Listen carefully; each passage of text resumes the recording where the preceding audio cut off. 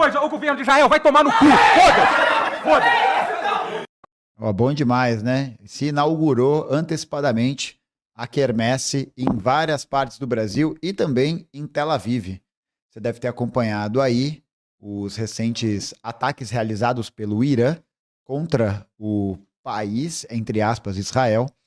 E isso levantou um debate muito grande na internet, né? Especialmente porque é a primeira vez que alguma nação responde à altura às agressões do regime sionista e colonialista de Israel. E isso também, né, levou a uma movimentação muito grande na imprensa, sobretudo porque fica muito difícil você ter algum tipo de simpatia por Israel nesse exato momento, visto que Israel está aplicando uma política, né, colonial, uma política de extermínio contra os palestinos. E aí, nesse contexto, algumas perguntas começaram a surgir, e esse vídeo aqui é para a gente poder entender um pouco melhor o contexto por trás desses ataques realizados tanto pelo Irã, quanto também entender o que tem por trás das intenções de Israel e também do mundo ocidental para poder enfrentar essa potência regional, né, que é o Irã nesse contexto, certo? Então, gente, eu acho que, em primeiro lugar, é muito importante dizer que existe um desgaste muito grande por parte da mídia hegemônica em tentar pintar o Irã como o verdadeiro agressor desse início de conflito, né? Especialmente porque, como eu já comentei, Israel está realizando ataques, bombardeios, políticas coloniais sinistras contra os palestinos há quase 2 anos, né? Desde aí do início do 7 de outubro de 23, em que a Frente Nacional de Libertação da Palestina começou o seu movimento contra a ocupação colonial sionista. Então, a gente, infelizmente, está assistindo, na verdade, né, o processo contínuo de um genocídio televisionado. E isso acabou também quebrando muito essa imagem hegemônica que se construiu pela mídia, né, sobre Israel, justamente porque Israel está cometendo ali uma série de ações, uma série de atos que são, no mínimo, questionáveis. E isso vem justamente na esteira do processo em que o Irã é um dos países que mais prestou solidariedade à Palestina nesse momento. Então, já existe um histórico de apoio do país à causa dos palestinos, né, já há muito tempo, porque o Irã entende que Israel é um estado fantoche que opera naquela região como um protetorado, uma base de operações das principais classes dominantes, especialmente ligadas aos Estados Unidos e ao Império Britânico. Então já não é de hoje que essas desavenças entre Israel e Irã existem, né? Acho que a gente pode até relembrar que o próprio processo da criação do Estado de Israel, lá nos anos 40, a partir do processo da partilha da ONU, da concessão do mandato britânico da Palestina ao futuro regime sionista, já provocou naquela época vários conflitos contra os países árabes.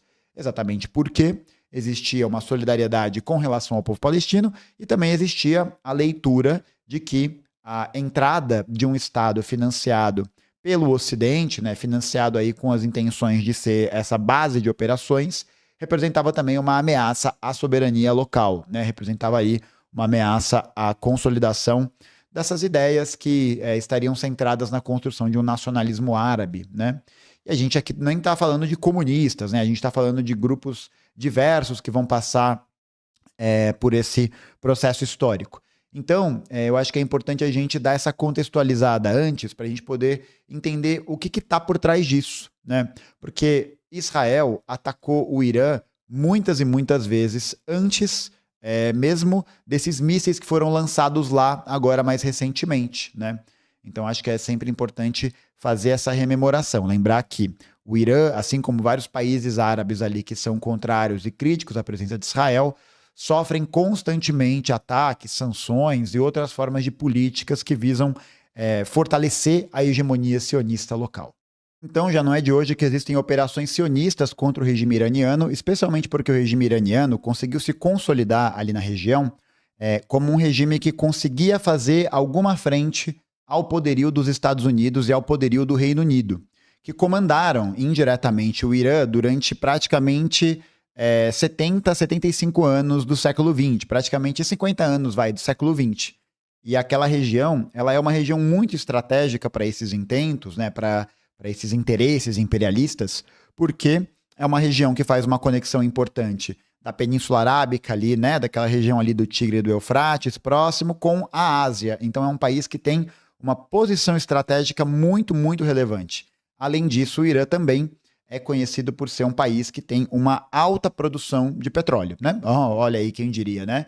Os Estados Unidos e o Reino Unido interessados em recursos e viabilizando, inclusive, derrubadas de regimes legitimamente eleitos para poder cumprir com seus interesses econômicos e políticos. Quem diria, né? Quem diria aí, né, que a burguesia estaria fazendo esse processo de avanço sobre a soberania e a autonomia de diferentes povos ao longo da história, né? Pikachu surpreso. Mas então o que acontece é que desde o processo da consolidação da Revolução Islâmica, em 1979, eu não vou falar do contexto histórico anterior a isso, porque acho que vai ficar muito longo, mas o que é importante saber, em resumo, é que até 1979, o Irã foi um país que tentou promover um processo de nacionalização dos seus recursos estratégicos, né, aos modos do que foi feito no regime do Gamal Abdel Nasser, no Egito, e que sofreu alguns golpes ao longo desse processo. Então, o Irã era governado por uma monarquia que tinha perspectivas e tinha um tipo de alinhamento político ideológico mais próximo do Ocidente. Então era essa a ideia da construção de uma sociedade secularizada, né? Então uma sociedade não religiosa, ao mesmo tempo que ela estava atrelada a valores ocidentais. Então, por conta disso, havia muita repressão, especialmente por parte da polícia secreta desse regime iraniano, contra tanto os movimentos nacionalistas, os movimentos comunistas. A gente teve até a proibição do Partido Comunista ali e tal. Então, todo esse contexto vai servir para a gente entender que em 79, quando acontece a Revolução Islâmica do Irã, você tem a tomada do poder por um setor da sociedade iraniana que, ao mesmo tempo, prezava por um nacionalismo e também um nacionalismo conectado a princípios do ramo xiita da religião islâmica, tá?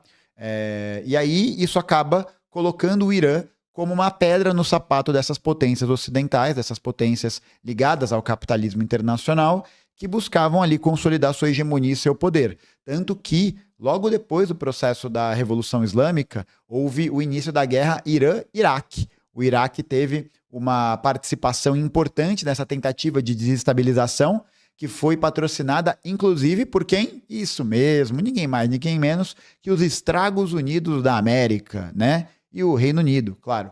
E isso na época em que o governante era ninguém mais, ninguém menos que quem? Ele mesmo, Saddam Hussein, que mais tarde será deposto na invasão dos Estados Unidos sobre o Iraque no começo dos anos 2000 e que vai mergulhar o Iraque completamente no caos absoluto, né? Tanto que vocês lembram, né, das justificativas dos Estados Unidos sobre as armas de destruição em massa, e etc, etc, e até agora, nada, né? Até agora, ninguém nunca achou nada. Então, não é de hoje que existe essa movimentação contra o Irã naquela região, especialmente porque depois da Revolução Islâmica, o Irã adota uma retórica, adota um discurso muito anti-Estados Unidos, né? Muito, muito anti-Estados Unidos. Não é à toa que vocês vão ver imagens aí, né, dos caras transmitindo no telão os mísseis chegando em Tel Aviv, né? Ó, eu tô sorrindo, mas isso não quer dizer nada, certo? Isso não quer dizer nada, tá? Se você sorriu também, ó, não grita, tá? Não grita. Então, essas tensões não são atuais. E um desses pontos que é importante e que está por trás da justificativa de Israel para Israel realizar esses ataques é o fato de que, a partir dessa época, o Irã buscou criar uma tecnologia, buscou criar um planejamento para poder construir o seu programa nuclear, né? Então, já faz muito tempo que o Irã tem essas iniciativas, né, de enriquecimento de urânio e tal, e esse processo, esse programa nuclear, ele existia até 79, depois ele foi interrompido e retomado nos anos 90.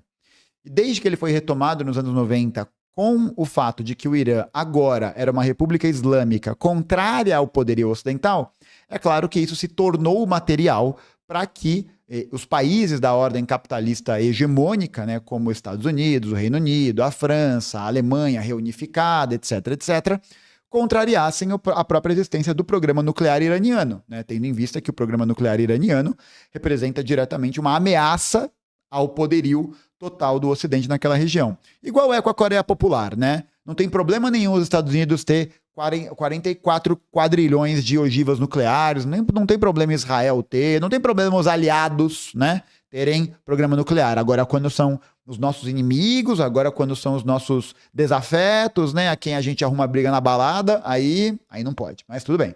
Então, tanto os Estados Unidos quanto Israel reforçaram muito a retórica e o discurso do Irã estar desenvolvendo um programa nuclear com fins bélicos, né? E aí, por isso, deveriam ser aplicadas uma série de sanções contra o país. Então, desde os anos 90 isso está acontecendo, e nos anos 2000 isso se intensificou ainda mais, né? Depois que duas usinas, que inclusive foram alvos dos ataques israelenses desse último período, a usina de Natanz e de Arak, foram reveladas, né? Elas foram descobertas, e aí a gente tem realmente ali a consolidação e a confirmação de que o Irã estaria promovendo o desenvolvimento de um programa nuclear. E aí, acho que para a gente poder ter uma dimensão não moralista sobre isso, né? Porque eu acho que hoje em dia existe uma leitura muito assim abstrata, muito fetichizada sobre a importância de um programa nuclear para o desenvolvimento de uma soberania, né, de um determinado território, é o fato de que o programa nuclear iraniano ele é fundamental para a defesa do país, exatamente como é também o programa de mísseis balísticos, como é o programa nuclear de um país como a Coreia Popular, como a Coreia do Norte, né? Você vê que o desenvolvimento desse programa de não só para fins energéticos, né, para fins ali de medicina, de pesquisa, mas também para defesa, permitiram com que esses países simplesmente não fossem transformados, né, em verdadeiros quintais dos Estados Unidos, né? Então acho que esse é um ponto importante, o que inclusive ajuda a gente a entender por que existe tantos ataques a essa forma de gestão, a essa forma de administração, de produção de energia. Então, quando a gente para analisar, por exemplo, a história da Alemanha, até os anos 90, a Alemanha tinha dezenas de usinas nucleares que ajudavam a fornecer energia barata, limpa e em grande quantidade para todo o país. Mas a partir do momento que a Alemanha passa por uma reunificação forçada liderada pelo Ocidente, essas usinas nucleares são praticamente todas desativadas, o que vai obrigar, na verdade, a Alemanha a entrar nesse circuito comercial de negócios da venda de combustível, tanto por parte do gás que vem da Rússia, quanto do gás que é comprado por outros lugares, que é, na verdade, vendido por outros países, como os Estados Unidos, por exemplo. Então, a manutenção de um programa nuclear, especialmente em um país que tenta desenvolver essa autonomia em relação aos países que dominam, né, o cenário político hegemônico, é muito importante. E é também por isso, inclusive, que o Brasil não leva para frente o seu programa nuclear, né? Enquanto a empresa nuclear brasileira, né, que está aí na organização de Angra 1, de Angra 2 e não termina nunca, Angra 3, continua sendo precarizada, continua sendo sucateada dia após dia, o que isso né, é muito mais perigoso do que um tipo de acidente, né, ou um tipo de coisa que possa acontecer ali com a energia nuclear, porque você não está investindo, né, porque você não está garantindo a manutenção daquela estrutura. E aí, é claro, isso não vai acontecer porque num estado em que a austeridade impera e em que essa dinâmica da dependência econômica também se apresenta constantemente, a tendência é isso continuar, né? E a gente ser cada vez mais exportador de energia crua, comprando ela refinada e, ó, né? Todo mundo aí pagando caro na energia elétrica e se fudendo. Mas voltando aqui para a gente não poder sair muito do tema. O que acontece então é que o Irã continua desenvolvendo seu programa nuclear e isso vai ser utilizado como retórica pelos aliados do capitalismo hegemônico para, enfim, né, construir aí o seu fato político, né, o seu fato histórico, que de alguma maneira tentaria produzir uma legitimidade contra o Irã, né? Então, tipo, a gente precisa atacar o Irã, ou a gente precisa fazer essa contraposição ao regime iraniano, porque eles têm armas de destruição em massa, né? Porque os caras que governam eles são malucos, né? Vocês não lembram tinha um governante iraniano há uns 10 anos atrás, que agora eu esqueci o nome dele, Ahmadinejad, acho que era Ahmadinejad, não era? Mahmoud Ahmadinejad, exatamente. Então, na época em que, por exemplo, o Ahmadinejad estava no poder, na época ali 2005, 2010, 2013, Ele era um cara que era constantemente associado a essa imagem de um líder maluco, né? Que era associado à ideia de um cara muito negativo e tal. E aqui eu acho que é importante também fazer um parênteses, que eu não estou fazendo uma defesa crítica ou uma defesa total do Ahmadinejad ou da República Islâmica do Irã.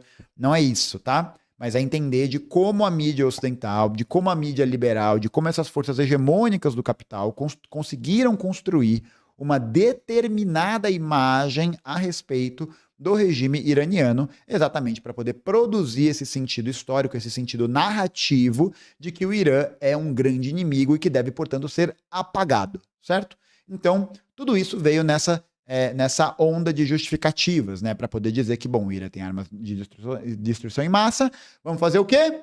Sanção, né? Então, desde 2006, existem várias sanções sendo aplicadas por diferentes países. Então, a gente está contando aí Estados Unidos, a União Europeia e o conjunto de países, o Japão e a própria Organização das Nações Unidas.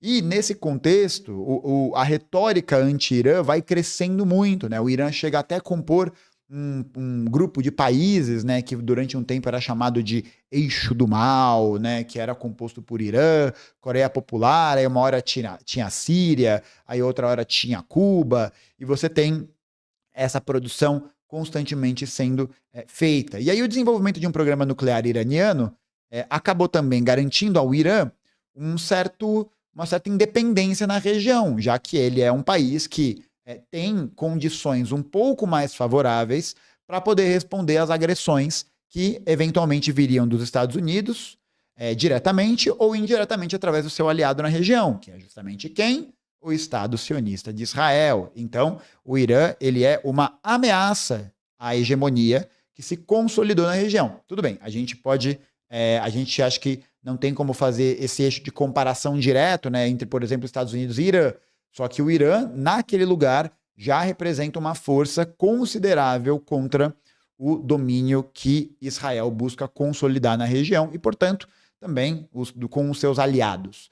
Então, o que acontece é o seguinte, existe um aumento cada vez maior dessas sanções, né, ao longo aí desses anos 2005, 2015, e essas tensões vão crescendo cada vez mais. Em 2020, esse processo ganha uma nova amplitude quando cientistas iranianos vão ser assassinados. Então, cientistas que eram importantes para o programa nuclear vão ser assassinados por ataques liderados pelo regime sionista e com participação e com ali essa articulação junto aos Estados Unidos.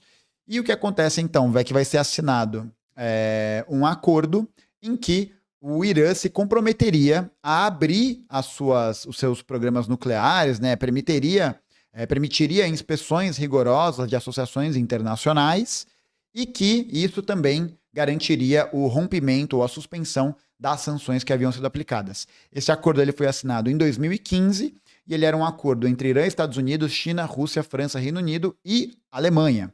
E esse acordo ele foi elogiado por muita gente, né? Foi um acordo bem celebrado e ele só não foi muito bem recebido por quem? Justamente por quem? Isso mesmo, por Israel.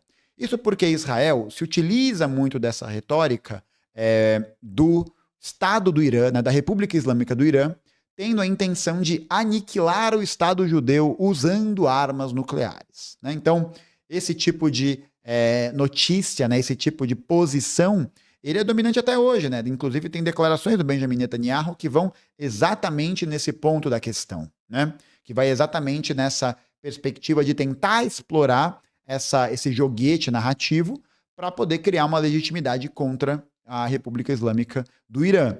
Apesar de que, enfim, Israel está aí acusando, Israel acusa o Irã de querer aniquilar o Estado judeu, não sei o quê, mas Israel também nunca assinou o Tratado de Não Proliferação Nuclear, né? Porque, claro, eu vou criticar a existência de armas nucleares de quem? De quem, né?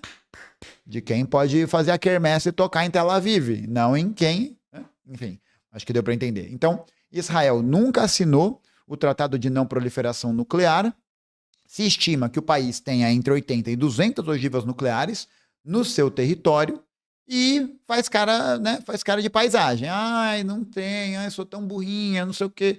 E aí você vê que o país consegue ganhar essa legitimidade nesse cenário Só que nesse último período, a gente está vendo que a intensificação do genocídio contra Gaza e a intensificação da guerra colonial contra os palestinos fez com que até mesmo essas posições relacionadas ao Irã, que nunca tiveram ali um apreço generalizado, né, que nunca tiveram ali um sentido mais geral de legitimidade, conseguissem se tornar representações, conseguissem se tornar momentos em que a galera está aplaudindo, porque é isso que a gente está acompanhando na rede social. Né? Ao mesmo tempo em que existe essas imagens, né, de Tel Aviv sendo bombardeada e tal, a gente está vendo que, de alguma maneira, a mídia hegemônica está tentando emplacar uma narrativa que não está colando mais. Né? Que não está colando mais. Porque a gente está vendo indiscriminadamente Israel realizar diversos ataques, diversos crimes de guerra, crimes internacionais contra não só os palestinos, contra a soberania local, mas também contra a própria soberania brasileira, com a prisão do camarada Tiago Ávila, por exemplo, e ninguém faz nada, nada acontece feijoada. Aí no momento em que o Irã responde a isso, depois de ser atacado várias vezes, né? Lembrando aí que Israel realizou ataques a mísseis contra o Irã e que matou bastante gente no Irã, que o Irã revidou e foi só em áreas militares, né? Então acho que é importante ter essa perspectiva. E nesse contexto, o que está acontecendo é que o governo do Benjamin Netanyahu está utilizando essa retórica de guerra e dessa retórica de ataque ao Irã, inclusive ele que começa esse processo, porque ele está tentando dar uma cartada política final e arrastar os Estados Unidos para uma guerra regional contra o Irã. Né? Por isso, justamente porque a popularidade do governo Netanyahu vem caindo cada vez mais. A perspectiva do governo do Netanyahu era de exterminar os palestinos em Gaza e exterminar a resistência palestina em Gaza em um período mais curto. Não é isso que está acontecendo, né? Tanto que teve muita gente, inclusive de esquerda, né, que ficou falando que os palestinos estão condenados, acabou, né, não sei o quê. E a Frente Nacional de Libertação Palestina está lá, né, com suas várias forças, vários apoiadores, né, com as suas várias integrações regionais, resistindo ao colonialismo israelense, que está atuando não só na faixa de Gaza, mas que atua na Cisjordânia, que atua no sul do Líbano, que atua no bombardeio do movimento Ansar Allah, que governa uma parte do Iêmen. Então, várias vezes aí Israel tentou desarticular e desestruturar essa resistência palestina. E, sem esse sucesso, o Netanyahu, na minha visão, está indo pro tudo ou nada. Né? O governo sionista de Israel está começando a cair, né? Eu acho que ele está começando a se despedaçar, exatamente porque essa iniciativa colonial está ficando cada vez mais feia, né? Ela está ficando cada vez mais indefensável, sob vários pontos de vista. Tanto que a gente está vendo que as manifestações em solidariedade ao povo palestino no mundo todo têm crescido consideravelmente, né? Consideravelmente. Eu participei de um episódio do Critique, do podcast, com o Breno Altman. A gente fez um episódio para poder comentar a respeito das guerras internacionais. E ali, eu e o Breno, a gente fala um pouco mais sobre como esse momento histórico é um momento histórico em que a gente está vendo a desarticulação da unidade político-ideológica do sionismo. Né? Então, acho que é algo muito parecido com o que aconteceu com a África do Sul, que implementava um regime de apartheid contra a maioria da população negra do país, em favor dos afrikaners, né, dos descendentes de britânicos e holandeses, brancos, que eram os proprietários de terra, etc, etc. E que, quanto mais esse apartheid intensificava o seu poder de dominação, menos legítimo ele era para a comunidade internacional, até o momento em que esse apartheid foi desmantelado justamente porque houve aquilo que o Domenico Losurdo, no livro A Não Violência, uma História Fora do Mito, chama de indignação moral coletiva. Né? Então, foi meio que um movimento internacional que acabou levando a essa desarticulação justamente pela resistência e pelos diversos episódios de massacres e diversos episódios de repressão que o governo afrikaner fez contra toda a população de cor da África do Sul. Né? Então a gente está falando não só de negros, mas também de imigrantes que habitavam aquela região, como indianos, malaios, indonésios, e é uma população que tem alguma participação, que tem alguma presença ali naquele contexto. Então, o que o governo de Israel está fazendo é essa cartada para tentar movimentar os Estados Unidos em uma guerra regional contra o Irã e assim assegurar a hegemonia do regime sionista, já que o regime sionista tem cada vez menos apoio internacional. Esse apoio internacional que está custando caro para, inclusive, os países que são os seus aliados. Então, o Macron, né, o campeão de tirar foto de Dia dos Namorados com o Lula, saiu ali fez uma declaração dizendo que o ataque de Israel é um ataque defensivo, é um ataque preventivo, né? Ou o governo da Alemanha também fez essa avaliação, até partidos de esquerda na Alemanha, né, como o Die Linke, também fizeram esse tipo de aproximação, falando aí que era necessário tomar cuidado, que não era bem assim, etc, etc. Então, acho que isso também é muito revelador a respeito das próprias posições que o governo brasileiro tem tomado sobre essa questão, né? Estando aí do lado daqueles que são coniventes, lenientes com o genocídio do povo palestino. Porque não teve uma dessas lideranças, né? Aqui duas. Não teve uma dessas lideranças que em nenhum momento se prestou ao trabalho de ir lá falar em solidariedade ao povo palestino, mas só falando do quê? Terrorismo do Hamas, terrorismo do não sei o quê, não é? Aí então a galera agora, né, tá aí fazendo essa movimentação de solidariedade ao Irã e também ao povo palestino no seu processo de libertação. E esses governos estão perdendo popularidade quanto mais eles mantêm o seu apoio a Israel. Então, nesse cenário, o que eu acho que pode acontecer é que existe uma encruzilhada a ser colocada aqui. Porque, por um lado, existe um apoio histórico dos Estados Unidos ao Estado sionista de Israel. Então, isso existe já há muito tempo, né? É um dos grandes consolidadores, é um dos grandes fornecedores de armas para o Estado de Israel e que agora estão passando por um momento de bastante conturbação interna. Não só pela questão dos protestos que estão acontecendo contra a instituição, né, a administração do ICE, que é responsável pela captura de imigrantes e que está deportando uma galera, e que os protestos estão estourando em vários lugares, como também a gente precisa lembrar, há alguns meses a gente teve uma movimentação histórica, nacional nos Estados Unidos pela causa palestina. Né? Isso tudo muito movimentado por redes sociais. A gente até falou sobre isso, né, num vídeo que a gente comenta a respeito do que o Marquinhos Zuckerberg queria com essa aproximação ao Trump. Né? Então, existe esse desgaste muito grande. E tem uma parte, inclusive, dos conservadores dos Estados Unidos que estão fazendo essa virada nacional chauvinista, né? Essa virada nacionalista fechada, que já estão criticando, inclusive, a própria posição histórica dos Estados Unidos em apoiar Israel. Justamente porque esse apoio a Israel é uma guerra que não está levando a lugar nenhum, que está sendo só ralo de dinheiro e que não corresponde aos interesses verdadeiros nacionais dos Estados Unidos. Então, nesse momento, o governo Trump ele sinaliza uma proximidade bastante considerável com o governo Netanyahu, né? Teve até aquele vídeo pavoroso, né? Aquela coisa, nossa senhora, aquela coisa terrível de transformar Gaza num resort, né? De transformar Gaza numa balneário Camboriú, né? Do Oriente Médio. Com todo respeito ao Balneário Camboriú, um abraço aos camaradas de Balneário Camboriú. Mas, tipo, você tem essa busca, né, de colonização, de intensificação, que estava alinhada com o Trump. Mas com essa virada, né, e com o poderio iraniano sendo consideravelmente maior do que o que os sionistas pensavam, aí é uma nova questão que entra para jogo, né? Porque se o Irã conseguiu quebrar o todo-poderoso domo de ferro, né, então o que dirá de outras armas que estão sendo utilizadas aí pelo regime para poder garantir a soberania nacional, né, de alguma maneira, mas também para poder disputar o controle hegemônico da região. Então, a gente viu, não sei se vocês viram, né, aquele míssil hipersônico que cai em Tel Aviv, que o bagulho mano, é o Super Mario com a estrelinha, sabe? É ali, é muito rápido. Então, acho que isso também reflete uma outra coisa interessante, que é a gente observar toda a narrativa que foi criada em torno do poderio de defesa de Israel, do poderio de defesa do Estado sionista caindo por terra.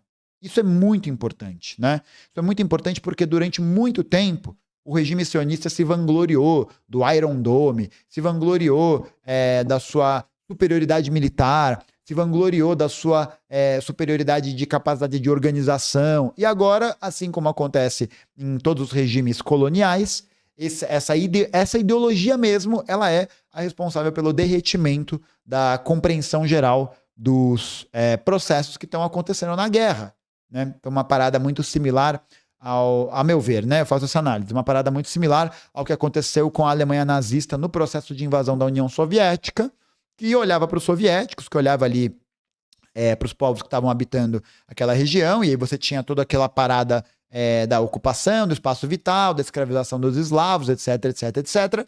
E aí essa visão racista, essa visão profundamente político-ideológica vai ser a responsável também por uma leitura equivocada da realidade e que vai acabar botando, né, o regime nazista naquela ocasião e agora o regime nazi-sionista num verdadeiro lamaçal de guerra, né, num verdadeiro pântano de guerra.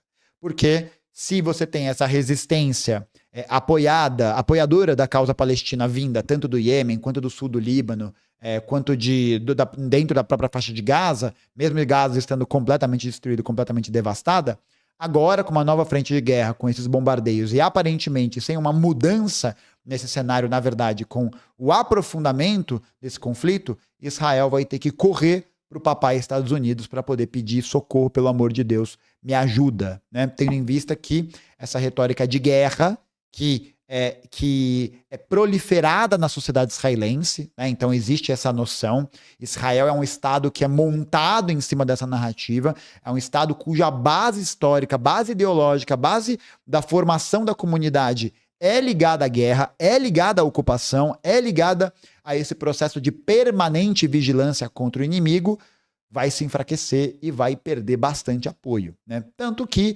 esse próprio ataque que foi comandado agora por Israel aconteceu no mesmo dia em que seria votada uma moção, seria votado ali um movimento para poder retirar o governo de Netanyahu de jogo. E aí o Netanyahu manda, né, junto com os setores mais conservadores da sociedade israelense, atacar o Irã. Mas aqui é importante dizer uma coisa, o problema não é o Netanyahu, certo? É muito importante falar isso, terminar o vídeo falando isso. O problema não é o Netanyahu. O problema não é o fato do Netanyahu ser o Hitler do século XXI. O problema é a existência do Estado de Israel. Acabou. Sim. Tá bom? Simples. Fim.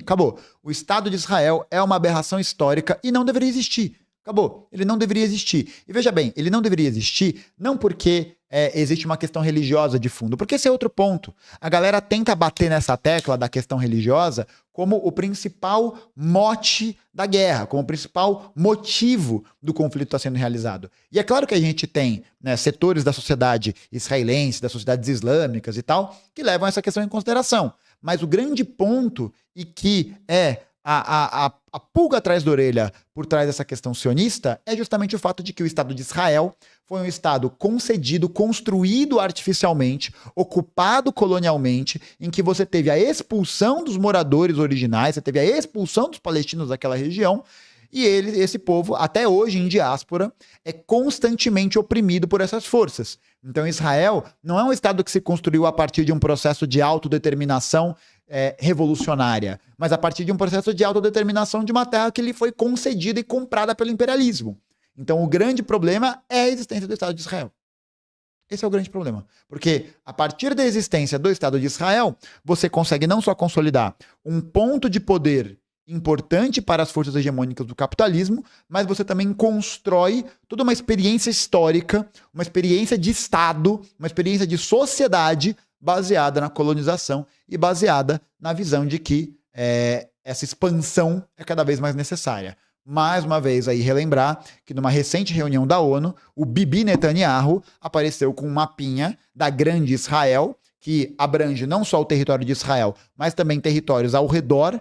Então a gente está falando de territórios da Jordânia, do Egito, do Líbano, tomados pelo regime sionista. E exatamente como era o espaço vital da Alemanha em 1933, entre 1933 e 1945. Né? Então a gente está falando de um Estado que propõe a sua expansão colonial a partir de assentamentos ilegais, a partir de bombardeios, a partir da restrição da entrada de recursos humanitários nas áreas governadas pelos palestinos e cujo objetivo final, qual que é? Consolidar um domínio colonial e consolidar um domínio hegemônico das forças mais reacionárias e mais conservadoras que existem. Aqueles que são os verdadeiros herdeiros do nazismo, né? Porque quando a gente olha para os métodos, quando a gente olha para as operações realizadas pelo Estado sionista de Israel, como os campos de concentração, os checkpoints, o impedimento de acesso a recursos humanitários, você tem essas imagens terríveis de pessoas com panelas na mão, fazendo filas enormes, parecendo formigas, buscando comida. Você tem o ataque contra ativistas internacionais, você tem o regime que mais matou jornalistas da história, você tem o regime que mais matou funcionários da ONU, você tem o regime que mais promoveu esse processo de segregação na história moderna. Israel hoje é o exemplo mais vivo, é o exemplo mais categórico de um Estado colonial que exerce o seu domínio sobre aquela região e que não vai parar enquanto não arrastar tudo aquilo para uma guerra generalizada e que, sem o apoio dos Estados Unidos, fica bastante complicado. Então, agora para terminar de verdade, eu acho que fica de lição muito, muito, muito importante o tamanho que a questão palestina e o peso da questão palestina na organização e na solidariedade internacional, né? Porque a gente, né, mais uma vez, a gente ficou muito preocupado sobre o fim da Palestina, taranã, taranã, e é sempre importante a gente não subestimar a capacidade de organização e a capacidade de resistência daqueles que são os povos colonizados, daqueles que são os oprimidos. Porque essa capacidade de resistência, essa tenacidade contra o inimigo é aquilo que garante a vida dos palestinos. É aquilo que vai permitir com que os palestinos saiam desse conflito vitoriosos. É claro, há um preço altíssimo, há um custo altíssimo. Há um processo em que a gente tem um bombardeio de hospitais, escolas, ruas, a destruição completa da vida e da história dos palestinos. Mas, como diria um poema que foi lido ontem, no ato em solidariedade ao povo palestino que aconteceu aqui em São Paulo, e que as estimativas estão dizendo aí em torno de 30 a 50 mil pessoas, resistirei.